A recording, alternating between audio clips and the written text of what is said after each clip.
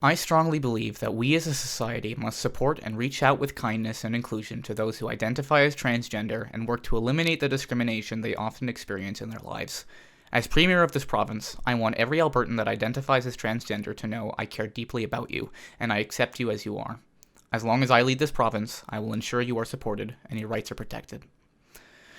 This quote is an excerpt from a video uploaded to the Twitter account of Danielle Smith, the current Premier of Alberta.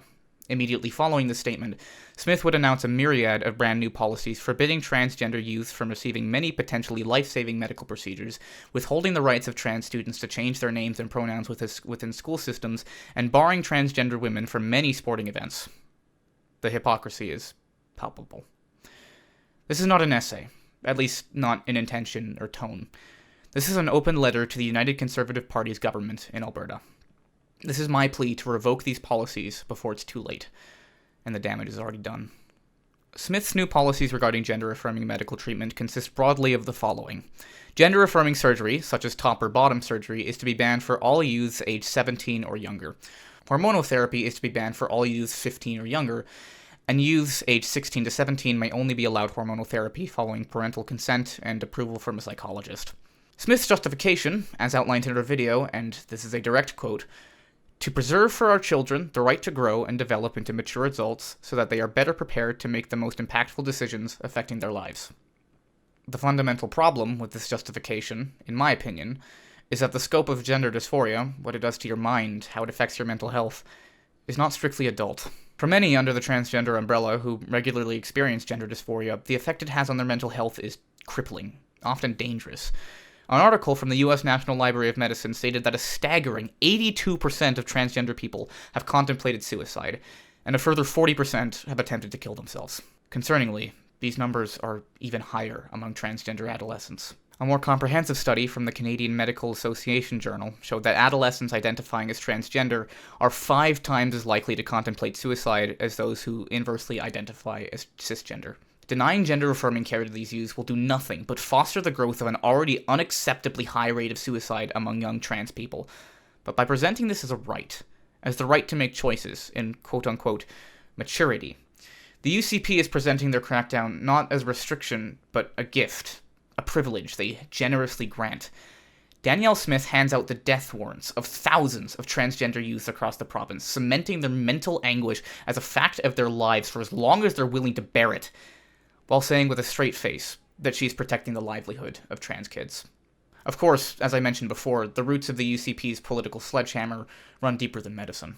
The UCP already has a rather contentious history with the education system. For years, UCP premiers have rolled out cut after cut, whittling the system down to nothing. Their war against education deserves its own letter, but it's relevant here because of another one of Danielle Smith's rollouts. Smith announces, alongside her new medical policies, the introduction of several restrictions for education regarding sexuality and gender. Teachers are now required to notify parents of their intention to teach these subjects, as well as providing them an opt-in form. All third-party course material regarding sexuality and gender identity will need to be approved by the Ministry of Education to ensure that they are, quote, age-appropriate. By age-appropriate, I believe they mean no naughty words. Most concerningly of all, students who want to change their name and/or pronouns must get parental permission if they are 15 years of age or younger. Those who are 16 or 17 do not need permission, but their parents must be notified regardless. The issue is clear. Not every child comes from a good home. Her response to the very real possibility of a transphobic parent being informed of their child's decision to legally change their identity within the school system and responding with violence is a simple delegation of the issue to an unspecified child protection group. As she states, quote, "In the handful of rare cases where one or both parents reject or become abusive to a child who identifies as transgender, we have child protection laws that will be strictly enforced." Her response to one of the most dangerous situations a trans person can find themselves in is to simply trust that the law will be on your side.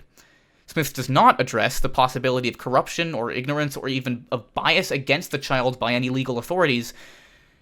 She simply kicks the can down the road. Smith makes no attempt to concretely assure the safety of transgender children who are not safe in their own homes due to their identity. I don't believe there's malice behind this inaction, or at least not as a main motivator. I believe Smith simply doesn't care enough to do more. I notice a pattern among these policies, one concerning the autonomy of children, and Danielle Smith's opinion of it. In my opinion, Danielle Smith does not think children should be allowed to make their own choices. I say in my opinion out of fear of a defamation case, but she says it loud and clear in her video. Children cannot decide who they are. Their parents have that particular privilege. Transgender adolescents cannot choose their own names, their own pronouns, unless their parents approve. Things fundamental to an individual identity are suddenly outsourced to a group with vastly different life experiences, who may severely misunderstand or underestimate the concept of gender identity and dysphoria.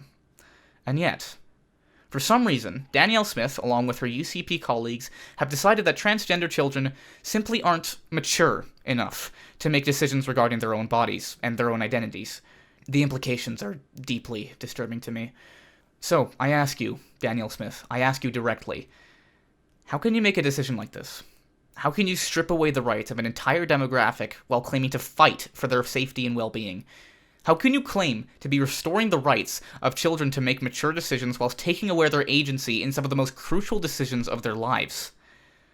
You speak so well of children. You speak of your dedication to the well-being of kids, and yet your allegiance seems to be with the parents. You're not concerned for children. You're concerned for the parents of those children who might be frustrated that their kids aren't exactly how they want them to be. Children are not individuals. They're lumps of clay to be molded however the adult world wishes. But we adolescents hold more power than you think, Smith. We won't be your lumps of clay. We'll be our own molders, our own clay workers. We'll decide who we are, not you. Not our parents, not your legislation. I'd like to close off this letter by addressing the elephant in the room. I'm not trans. These laws will not directly affect me. But I still think this is deeply important.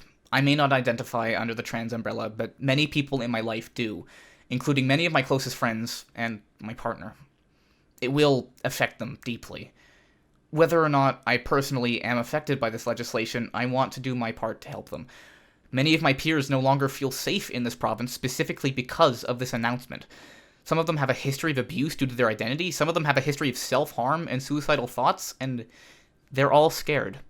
It's upsetting, and one of the reasons I'm making this to begin with. So, all in all, I urge you, Danielle, and the rest of the UCP, to retract this decision. And I urge anyone watching, no matter who or where you are, to show your support in opposition to these policies. I know the majority of the people who end up clicking on my videos live in the US, but I know for a fact the US is facing similar issues on a much wider scale. And I think we should recontextualize the growing transphobia among government leadership as a continental issue, rather than a national one. Thank you all for watching this very rushed open letter to my very regional government. Whether or not you live in Alberta or even in Canada, what's happening here could very well happen anywhere else. It's important. So thank you for taking the time.